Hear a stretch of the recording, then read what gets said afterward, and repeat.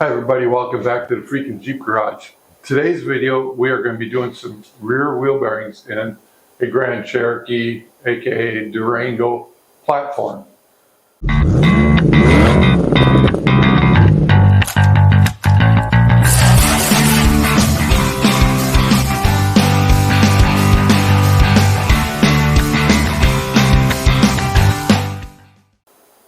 There are a few specialty tools that are associated with this, so it's not as simple as doing front hubs. You know, with the front wheel bearings, you take your brakes apart, take the axle nut off, you pull 3 bolts out, and maybe you take a hammer and bang, bang, bang, and you get the hub laying on the floor. You take the new one, bolt it all back up, and voila, you're done, right? Rears are pressed in. They don't have an actual hub that you change. It's pressed into the spindle. So you need a press and a little bit of know-how and some time. So that's what I'm highlighting in this video. I had done this video at the old shop. I recorded it and some of the audio was kind of quiet. And my intro, I don't know what happened, but my intro didn't turn out. There was almost no sound. And it was very grainy and discolored, and the lighting at the old shop, I see now, it's terrible, but the video is pretty good. So with that in mind, let's dig into it.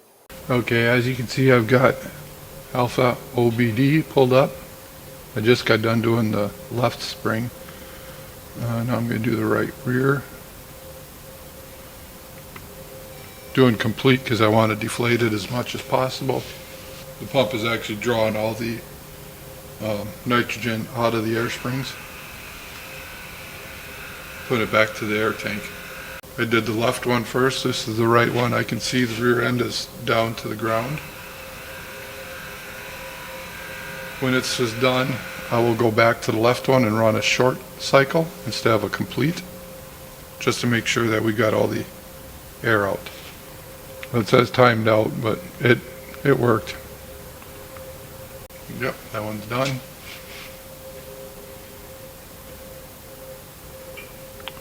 Now we'll go back here to the left one once more. I can see that it went down another ½ an inch. I think we're down on the bump stops now, so I think we're done. Now I'm going to close this out. As you can now see, we are deflated right down to the bottom. Okay, so the last step we watched with the computer, that's for those of you with Quadralift, the air suspension. If you got spring suspension, not going to matter. And to be honest, it probably isn't going to matter anyway because I'm not taking the shock off, and the shock is kind of the limiting factor on the extension here. But I have to take the top half of this spindle apart so I can fold it down. So just to be on the safe side, I deflated my springs. It only takes literally like 5 minutes to do. I've got the caliper loose. I'm working right now. Obviously I have Brembos on here, so it looks a little different than most of the people watching here, unless you've already done the upgrade. Let's see, I'm going to need some place to hang these. Don't really have anything on here to hang, huh? I suppose. Hang there. I don't like to leave calipers hanging. It's hard on the hoses and can cause them to delaminate inside. For now I'm hanging it off of one of the suspension arms that actually are going to be taken off. We'll have to pull this hub out. I have a special tool for that. We'll look at the tools later. You can see I took now I have a different upper control arm. I've got aftermarket ones here, only because I was having some problem with my camber. Next one we're going to pull off, we're going to pull this one off. And then we're going to have to pull this one off so that we can tilt this whole unit down and out to get the axle. The axle comes almost out. Okay, so I have pried this out of there by hand. It's not that difficult. I had to pop my ABS off because, well, it doesn't want to come out of the spindle here, which is not that uncommon here in the Midwest because of our weather. So rather than breaking this off and trying to find a new one, I'm just going to leave it. I've got this part, as you can see, it's dangling. Now I'm going to get in and find a cup that fits this, and I'm going to use a puller and pull this hub out. Okay, you can see now I got the emergency brake stuff out of the way also, but now I can take this. This fits in behind this, and we've got you know, a tool, and then we've got a nut here for the back side. And before I get too far, I'm just going to put a little grease on here. I don't want to chew up the threads on here. And what this is going to do is pull that hub off, because this hub is going to have to get reused. Well,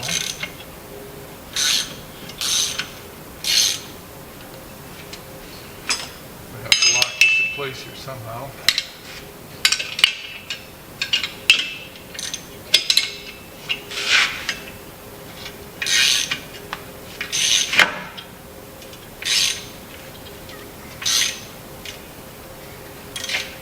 I use that tool. I got the hub off. I still have the bearing race, but if I can, I've got some video on the other camera. If I remember, I'll put it on there, how badly this thing was grumbling.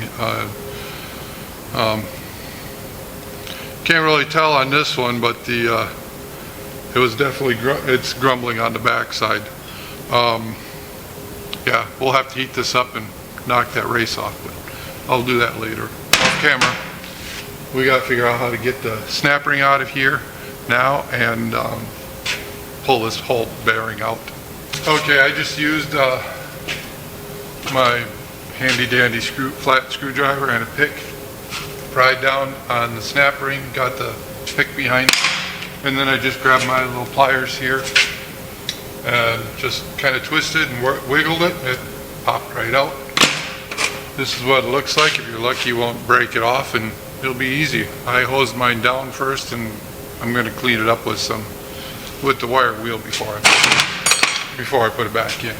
Now we're ready to find the right cup for the back side here, and hopefully with ease pull this bearing right out.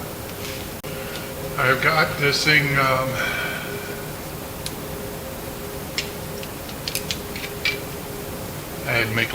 I got this thing pressed out with the tool.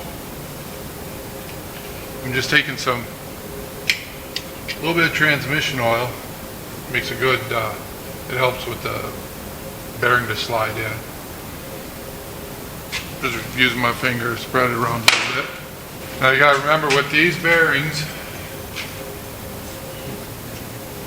there's a shiny side.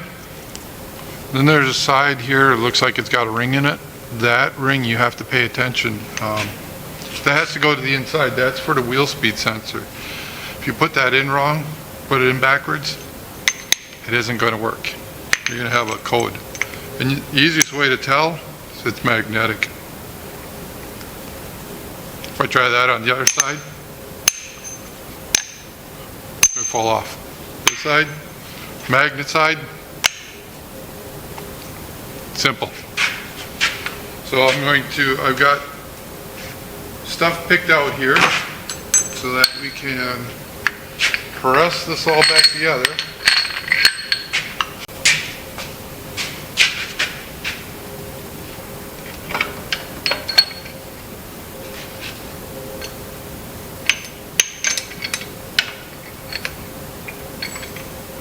Just gotta make sure you get everything kind of lined up and square here.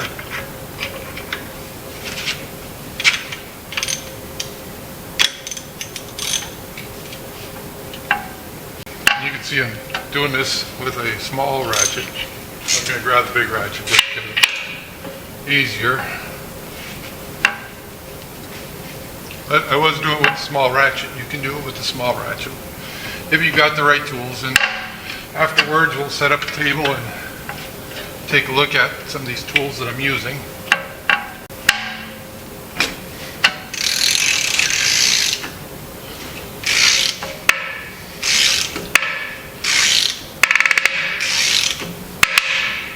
That cracking sound is normal. That's the bearing seating itself.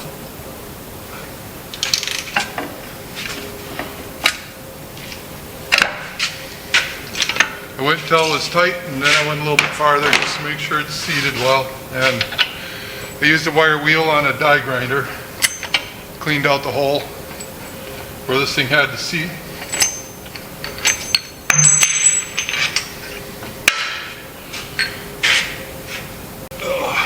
Of course, I dropped everything right in the dirt pile. We've got that bearing pressed in. It's not real hard.